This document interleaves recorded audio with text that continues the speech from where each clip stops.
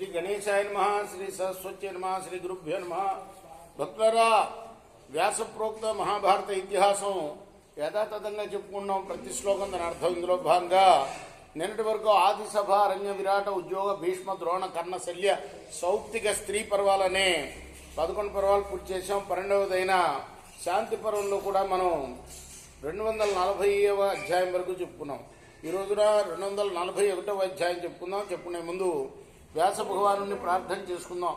వ్యాసాయ విష్ణు రూపాయ వ్యాస రూపాయ విష్ణవే నమో వై బ్రహ్మనిధయే వాసిష్ఠాయ నమో నమః.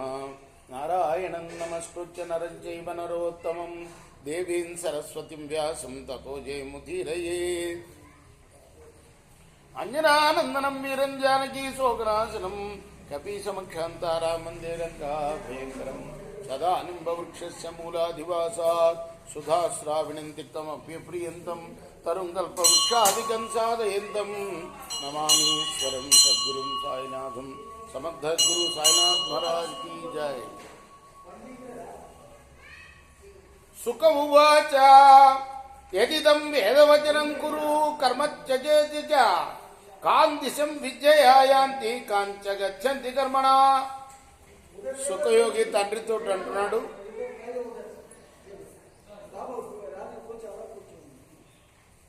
కర్మ చేయమని, కర్మ మానమని 2 రకాల మాటలు వేదాల్లో కనిపిస్తున్నాయి. తండ్రి, జ్ఞానం ద్వారా కర్మ పరిత్యాగం చేసిన వాడు ఏ స్థితిని పొందుతాడు? కర్మాసక్తుడైన వాడు ఏ స్థితిని పొందుతాడు? ఏ తద్వై శ్రోతుమిచ్చామి తద్భవాన్ ప్రబ్రవీముతు మే ఏతచ్చాన్యోన్యవైరూప్యే వర్తతే ప్రతికూలతః. ఈ విషయాన్ని వినాలనున్నది. ఈ 2 మాటలు పరస్పరం ప్రతికూలంగా ఉన్నాయి. ప్రతికూల ఫలం కూడా కలగవచ్చు కదా. భీష్మవాచ.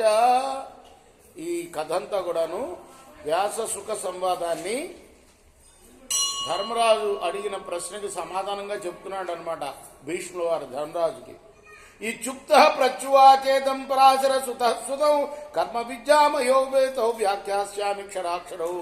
అసలు కథ మర్చిపోతామేమోనని మధ్య మధ్యలో గుర్తు చేయడానికి భీష్ముల వారు ఇలా చెప్పాడు. శుకుడు అలా అడగగానే వ్యాసుడు కొడుకుతో ఇలా అన్నాడు, కర్మ మార్గం నశ్వరం, జ్ఞాన మార్గం అనశ్వరం. వాటి గురించి చెప్తాను నేను. యాం దిశం విద్యయాయాంతి యాంచ గచ్చంతి కర్మణ శృణుష్వైకమన వత్సరం ఏతత్వంతరం వత్స. పుత్ర, చెప్తున్నాడు వ్యాసుడు వారు శుకుడికి, జ్ఞాన మార్గం ద్వారా ఏ స్థితిని పొందుతారో, కర్మ మార్గం ద్వారా ఏ స్థితిని పొందుతారో సావధానంగా విను. ఈ రెండింటి మధ్య ఉన్న భేదాన్ని గ్రహించడం చాలా కష్టం సుమా. అస్తి ధర్మైతి ప్రోక్తం నాస్తి ఇత్యత్రైవ యో వదేత్ తస్య పక్షస్య సదృశం ఇదం మమ భవేద్యథా. ధర్మం ఉన్నది అని శాస్త్రాలు చెబుతాయి. ధర్మం లేదని ఎవరైనా అనడం ఆస్తికుడికి, అంటే దేవుణ్ణి నమ్మేవాడికి ఎంత కష్టంగా ఉంటుందో అంతే కష్టం కర్మ జ్ఞాన మార్గాల తారతమ్యాన్ని గురించిన ప్రశ్నకు సమాధానం చెప్పడం కూడా. ద్వావిమావధ సంబంధానో యత్ర వేదా ప్రతిష్ఠిత ప్రవృత్తి లక్షణో ధర్మ నివృత్తో చ సుభాషిత. ప్రవృత్తి లక్షణమైన ధర్మం, నివృత్తిపై దృష్టి పెట్టి చెప్పిన ధర్మం, ఈ 2 మార్గాల్లోనూ వేద ప్రతిష్ట నిలిచి ఉంది. ప్రవృత్తి అంటే మనకు సంబంధించిన వృత్తిలో మనం ప్రవర్తించడమే ప్రవృత్తి. నివృత్తి అంటే కర్మను వదిలేయటం, అసలు ఏ కర్మ చేయకుండా ముక్కు మూసుకొని జపం చేసుకుంటూ కూర్చుంటాం. ప్రవృత్తి మార్గం, నివృత్తి మార్గం, 2 మార్గాలు ఉన్నాయి మోక్షాన్ని పొందడానికి. అదే చెప్తున్నాడు, ఈ 2 మార్గాల్లో కూడా వేద ప్రతిష్ట నిలిచి ఉన్నది. కర్మణా బధ్యతే జంతు విద్యాతు ప్రముచ్యతే తస్మాత్ కర్మణ కుర్వంతి యతః పారదర్శన. కర్మ అనేది ప్రాణిని బంధిస్తుంది, జ్ఞానం అనేది విముక్తిని కలిగిస్తుంది. కాబట్టి దూరదృష్టి గల యతుడు కర్మను వదిలేస్తారు. యతుడు అంటే ఎవరు? సన్యాసుడు. కర్మణా జాయతే ప్రేచ్ఛ మూర్తిమానోడశాత్మక విజయ జాయతే నిత్యం అవ్యక్తం హవ్యయాత్మకం. కర్మ మార్గామయాయి అంటే కర్మ మార్గాన్ని అనుసరించేవాడు మరణానంతరం షోడశ తత్వాలతో కూడిన శరీరాన్ని ధరించి మళ్ళీ జన్మిస్తాడు. కానీ జ్ఞాన మార్గాన్ని అవలంబించిన వాడు నిత్యుడు, అవ్యక్తుడు, అవినాశి అయిన పరమాత్మలోనే చేరతాడు. అంటే అది కర్మత్వేకే ప్రశంసంతి స్వల్ప బుద్ధిరతావ్రా వ్రత నర తేన తే దేహజాలాని రమయంత ఉపాసతే. స్వల్ప బుద్ధి గల కొందరు నరులు కర్మ మార్గాన్ని ప్రశంసిస్తారు. అందువల్ల వారు భోగాసక్తులై మళ్ళీ మళ్ళీ విభిన్న శరీరాల్ని ధరిస్తూ ఆనందిస్తూ ఉంటారు. ఏస్మం బుద్ధిం పరాం ప్రాప్త ధర్మ నైపుణ్య దర్శన నతే కర్మ ప్రశంసంతి కూపంసరిజాం విబర్నివా. కానీ ధర్మతత్వాన్ని చక్కగా తెలిసి ఉత్తమ జ్ఞానాన్ని పొందిన వారు కర్మను ఎప్పుడు కూడా ప్రశంసించరు. ఎప్పుడూ నదీ జలాన్ని తాగేవాడు కూపోదకాన్ని అభినందించలేడు కదా. కూపం అంటే భావి. కర్మణ ఫలమాప్నోతి సుఖ దుఃఖే భవభో విజయాతో తదవాప్నోతి ఎత్ర గత్వా నశోచతి. కర్మఫలాలు సుఖ దుఃఖాలు, జనన మరణాలు. కర్మిష్టి ఆ ఫలితాలను పొందుతాడు.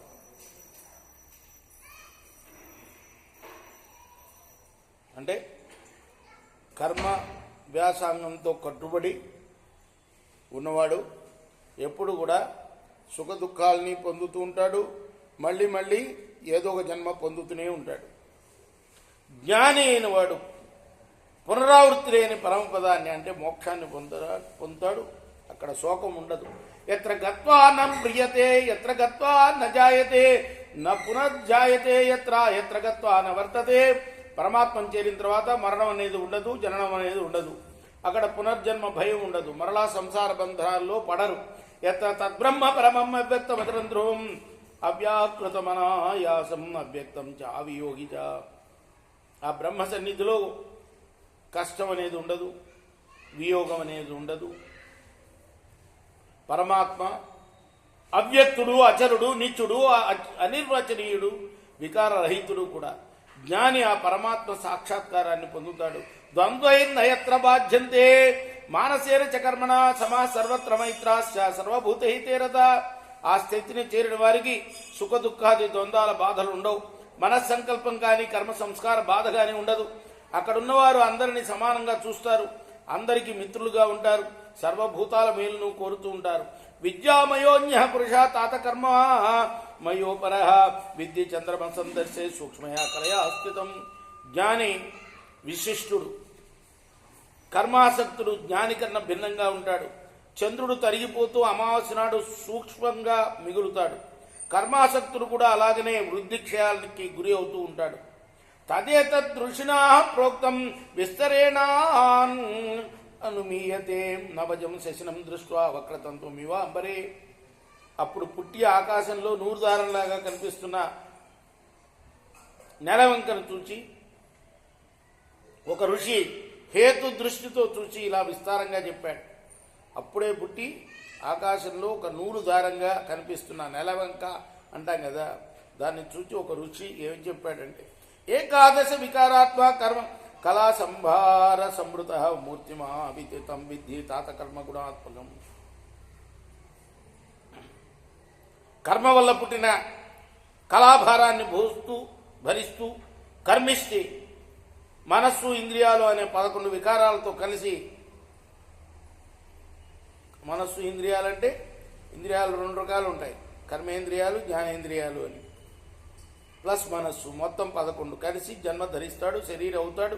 కర్మఫలం వల్ల ఏర్పడ్డ త్రిగుణాత్మక శరీరాన్ని ధరించిన వాడు చంద్రులాగా వృద్ధిక్షయాలకు లోనవుతాడు. దేవోయ సంస్థ తస్మిన్ అభ్యందురవ పుష్కరే క్షేత్రజ్ఞం తం విజానీయాత్ నిత్యం యోగి జాత్మకం. ప్రాణుల అంతఃకరణలో చిన్మయ దేవుడు తామరాకు మీద నీటి బొట్టులాగా నిర్లిప్త భావంతో ప్రకాశిస్తూ ఉంటాడు. యోగ శక్తి ద్వారా చిత్తాన్ని వశం చేసుకున్న ఆ ఆత్మతత్వమే క్షేత్రజ్ఞుడు అని గ్రహించు. తమోరజశ్చ సత్వంచ విద్య జీవ గుణాత్మకం జీవమాత్మగుణం విద్యాత్ ఆత్మానం పరమాత్మన తమస్సు రజస్సు సత్వం ఇవి బుద్ధికి ఉండే గుణాలు, త్రిగుణాలు. వీటితో సంబంధం వల్ల జీవుడు గుణస్వరూపుడుగా కనిపిస్తాడు, గుణాలు జీవస్వరూపులుగా కనిపిస్తాయి. వాస్తవానికి జీవాత్మ పరమాత్మ అంశమే. సచేతనం జీవగుణం వదంతి సచేష్టతే జీవయతే చ సర్వం తతః పరం క్షేత్రవిదో వదంతి ప్రాకల్పయజ్జో భువనాని సప్త. శరీరం అనేది అచేతనం, కానీ చైతన్యంతో కలిసి ఉన్నందువల్ల జీవాత్మ గుణచైతన్య సహితుడుగా భావింపబడతాడు. జీవాత్మయే శరీరం ద్వారా చేష్టాసక్తుడవుతాడు, శరీరం అంతటికి చేతన కలిగిస్తాడు. అయితే సప్తలోకాలను సృష్టించిన పరమాత్మే జీవాత్మ కన్నా శ్రేష్ఠుడు అని క్షేత్రజ్ఞులు అంటారు. ఇది శ్రీ మహాభారతే శాంతి పర్వణి మోక్షధర్మ పర్వణి సుఖాను ప్రశ్నే 140 అధిక ద్విశతతమోధ్యాయ. ఇది వ్యాస మహర్షి రచించిన మహాభారత ఇతిహాసంలోని శాంతి పర్వంలోని 241వ అధ్యాయం. రేపు 242వ అధ్యాయాన్ని చెప్పుకున్నాం. కృష్ణార్పణమస్తు. సాయి కృష్ణార్పణమస్తు.